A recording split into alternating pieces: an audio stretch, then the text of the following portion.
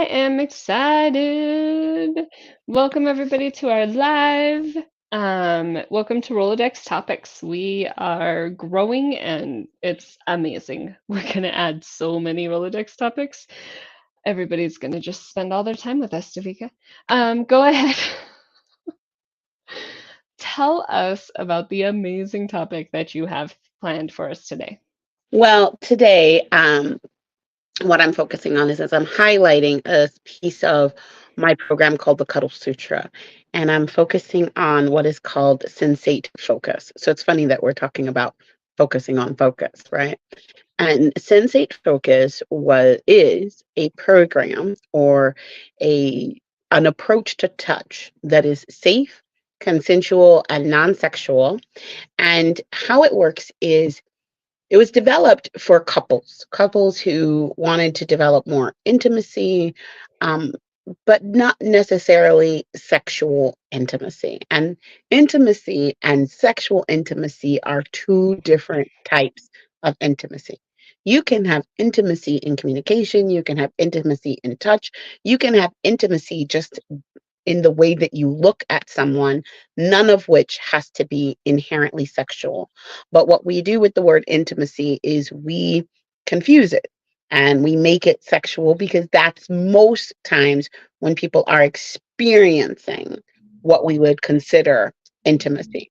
So, in the sexological conversations, this is like number one systems and science and sexology. How you're taught is how you believe, and how you believe is how you experience certain things. And then this is also number seven, exploration and self expression, right? And so, what we're doing is we're teaching people how to touch and be touched, or even touch themselves in a way that actually has the touch register. So, if I ask somebody, when was the last time you were touched? You would say what? Even though you've done this work. When, So I would say last night. okay, so last night you would say that's the last time that you were touched. And that's because what's registering for you is the finish of that sentence prompt is, when was the last time you were touched by someone else? Like, we almost always have touch linked to someone else. But if I really asked you, when was the last time you were touched, period, what would you say? The answer is I do it all the time when we're live. You're doing it right now. I'm touching myself, you're touching yourself, and we are touching all the time. Like, it's tactile input is happening all the time. You can't see me, but I'm sitting with my legs crossed. So my legs are touching. So even if I wasn't doing this weird thing with my hands, my legs are touching. If you are on a computer, you're touching the computer. A lot of that stuff doesn't necessarily register as touch. One, because we believe it has to happen with someone else. And two, we're not present to how much skin to skin contact we give ourselves. So, sensate focus is to slow down and to train partners to take touch that they're normally giving each other and make sure that it lasts and that it is non sexual to begin with, and that people have time to register the touch. Because it's just like how they tell you, when you drink water, drink it slowly so that your brain has time to register that you're actually hydrating.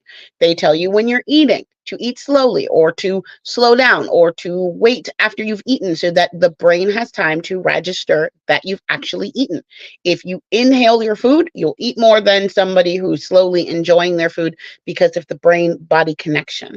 Touch is the same way.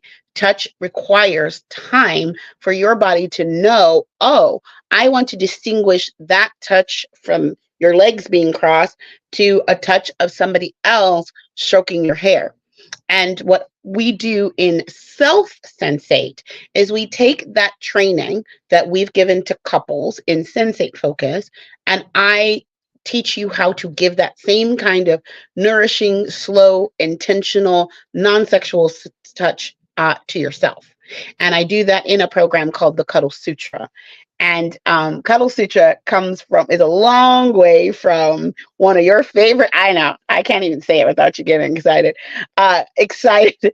One of your activities that you love, which is the cuddle party. I am a cuddle party facilitator, and I'm a certified cuddle party facilitator. I'm one of the original first 100.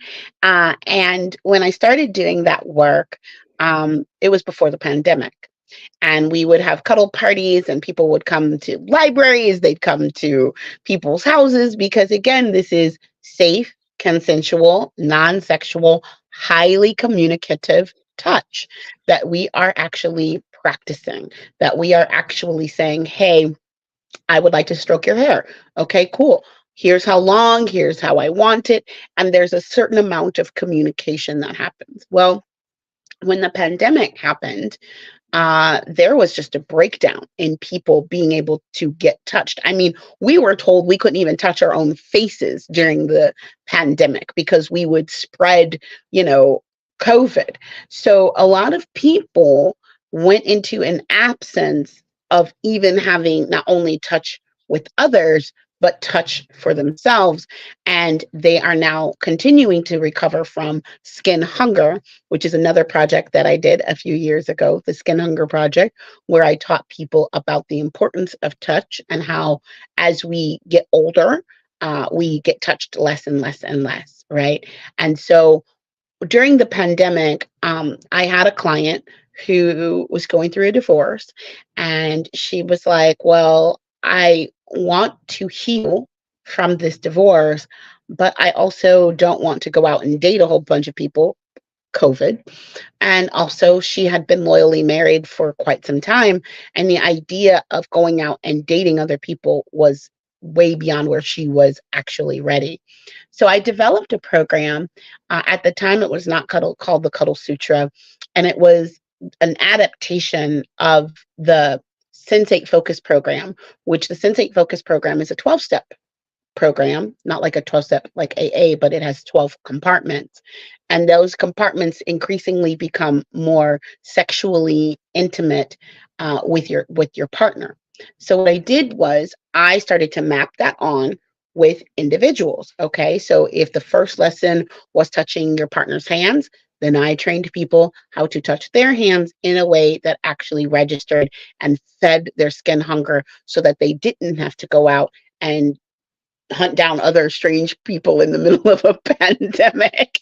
And most people, including this client, they got stopped right around where the self intimacy started to happen, where we started to get into more of the genitals or more into the erogenous zones.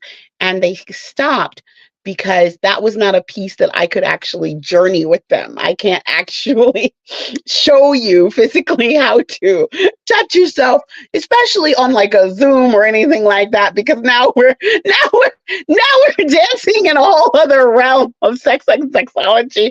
And while there's nothing wrong with that realm, it's not my realm. And so the program would get interrupted because they would get into places and spaces where maybe they had some trauma or maybe they had some hesitation, and I wasn't able to be there to coach them in the moment or to support them or even to demonstrate ways to support them. So even though I found other ways to support this client and some other clients, I said, well, look, what works and what doesn't work. And what worked was doing the very non-sexually intimate pieces, the face, the hands, the arms, the legs. We get as far as the belly because the belly holds a lot of information when we get in communication with our belly.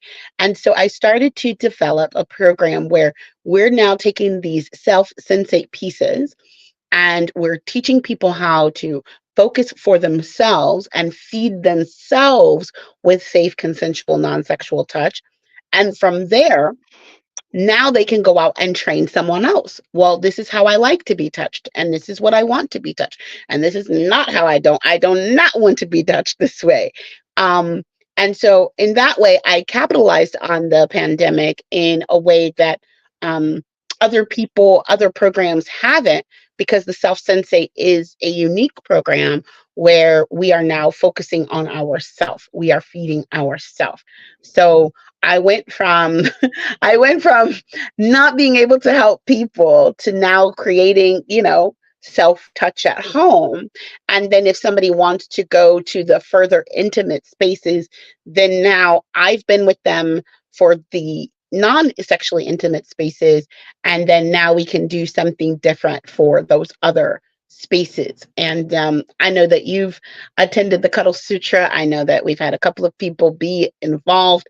And it's probably one of my most favorite, but quietly kept pieces of the work that I do. So would you like to share what you got, or what you've seen other people get, not only in a cuddle party, but also in the Cuddle Sutra? And Cuddle Sutra is not a piece of Cuddle Party. It's just that that's the technology that I've used to be the foundation of consent, communication, and just being in connection with people. Yeah, so I remember when we first started networking, right? It was your networking group, it was down south, and you had said that in the cuddle party, people learned no, Mhm. and no became okay. It became okay for people who had lost their no. It became a take back for people's no.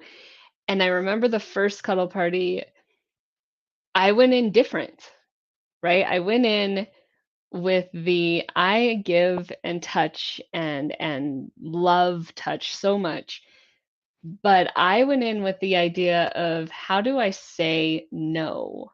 And so I had to pick a spot. I picked one spot, and people had to act, like you said, it's consensual. So people had to say, "Oh, can I touch you?" And I'd say no, because they didn't ask for that specific spot. And they'd say, "Can I touch your elbow?" Whatever. And so it became very powerful for me. And then Mhm. when we didn't have it, because we've had a few of them, I begged you to have them. And then you did the Cuddle Sutra, because it was more, we could do that across, because somebody had to move. Uh, across the country. But when you brought in the Cuddle Sutra, I had two amazing friends in there who I love and adore. And then I had myself in there, and we had other people in there, like other people were virtually in there. And one of my friends was at my house, one of my friends was at her house. Um, and I realized in the Cuddle Sutra that touching me hurts. Mhm. And I think that I was able to figure out where that hurt came from, and what that actually looked like, but it was because I touched myself in a way that I normally wouldn't touch myself. I wouldn't touch my arms, I wouldn't touch my back, because it was painful, but I didn't recognize that trigger of pain. Mhm. And so when I was able to come to that recognition, and my friend who was there with me, she had her own stuff that she was, overcoming, but I asked her, I said, "Does it hurt to touch me?" And so she touched me and she was like, "Yeah." And then I Yeah. asked my best friend, "Does it hurt to touch me?" Because my best friend and I are always, cuddling and touching and whatevering, but he said yes. And I didn't even I would have never known that had I not explored that. Well, and I want to be really clear that it hurt other people to touch you, Yep. right? And that is only something that you could discover inside of this sensate focus work. And part of the reason I couldn't do Cuddle Party, well, I didn't want to do Cuddle Party online, is that I couldn't be there to make sure that people were being consensual, because it was online. And if I had a whole bunch of people and I was somewhere and other people wanted to take that risk, I still couldn't make sure that they were being consensual. So the Cuddle Sutra kind of came out of all of those adaptations. And the first night is you learn how to do it for yourself. The second night, you can invite someone over, like you said, and you can teach them how to touch you and discover these kinds of things inside a safe, consensual, non-sexual space that is designed for touch. So I think we're out of time. And I just want to say, maybe we'll pick up some more about this because I do have a Cuddle Sutra October 21st, 22nd, and 29th. It is online. And I would just invite people to come discover for themselves the self-sensate focus. So I love that. Thank you, DeVika. Everybody, we have Bitly, we have QR codes over here. Go look at our previous episodes. We're on episode 10, which is awesome, but go view our other ones and really just be present. Sophia, we saw you. We're glad that you were visiting, and we are wrapping up this show. Have a great day, everybody.